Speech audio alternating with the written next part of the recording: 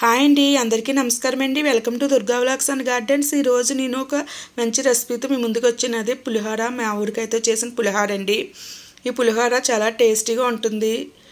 దీంట్లో ఒక పౌడర్ వేసి పులిహోర అనేది చేసేని. మరి ఆ పౌడర్ ఎలా చేసుకోవాలో, ఈ పులిహోర ఎలా చేయాలో ఒకసారి చూద్దాం రండి. అయితే ముందుగా నేను ఒక మామిడికాయ తీసుకున్నాను, ఒక చిన్న కాయ తీసుకున్నాను.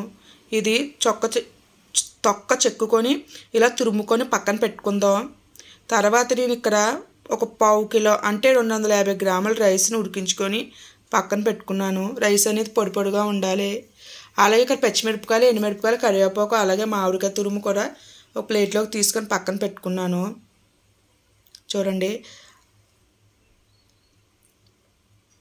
తర్వాత స్టవ్ వెలిగించి ప్యాన్ పెట్టి ఇందులో ఒక 1/2 స్పూన్ జీలకర్ర, 1/2 స్పూన్ ధనియాలు, 1/2 స్పూన్ శనగపప్పు, 1/2 స్పూన్ మినప్పప్పు వేసుకొని ఒకసారి ఫ్రై చేసుకుందాం.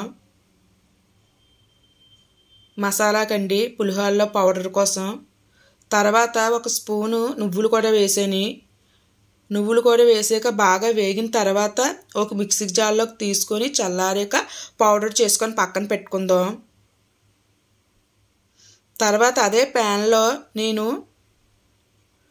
6 స్పూన్ల ఆయిల్ వేసాను. ఆయిల్ వేసిన తర్వాత ఆయిల్ కాగాక ఇందులో గుప్పుడు పల్లీలు అంటే వేరుశనగ గుళ్ళు వేసుకొని వేయించుకుందాం. చూడండి, వేరుశనగ గుళ్ళు కొంచెం వేగిన తర్వాత ఇందులో ఒక స్పూను ఆవాలు వేసాక ఇందులో శనగపప్పు, మినప్పప్పు ఒక్కొక్క స్పూను వేసుకోవచ్చు. తర్వాత ఇందులో చిన్న అల్లం ముక్క తురుముకొని వేసుకున్నాను. అవి కూడా బాగా వేగిలా వేయించుకున్న తర్వాత ఇందులో 6 పచ్చిమిరపకాయలు పొడవుగా చీల్చుకొని వేసుకున్నాను.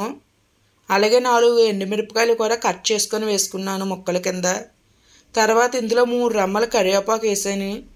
ఇందులో ఒక 1/2 స్పూన్ ఇంగువ, 1/2 స్పూన్ పసుపు వేసి బాగా కలిసేలా ఒకసారి కలుపుకుందాం. చూడండి, బాగా కలిసాక తర్వాత ఇందులో పౌడర్ చేసుకున్నాం కదా, ఆ పౌడర్ కూడా వేసుకొని బాగా కలుపుతాం. ఈ పౌడర్ వల్ల పులిహోరకి మంచి టేస్ట్ వస్తుందండి.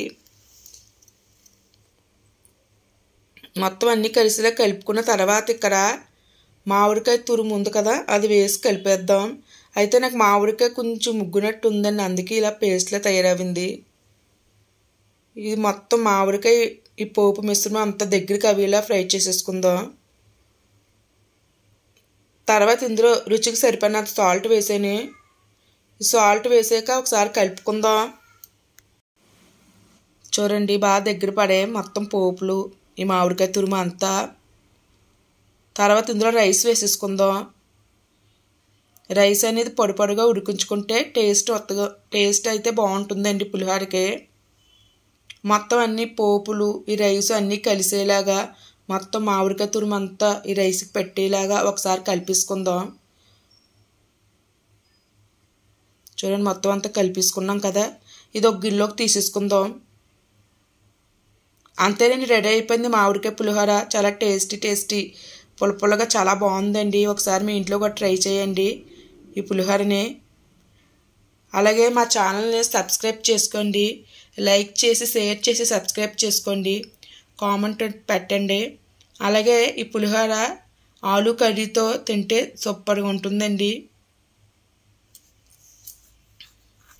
ఇవి వీడియో నచ్చితే కనుక సబ్స్క్రైబ్ చేసుకోండి.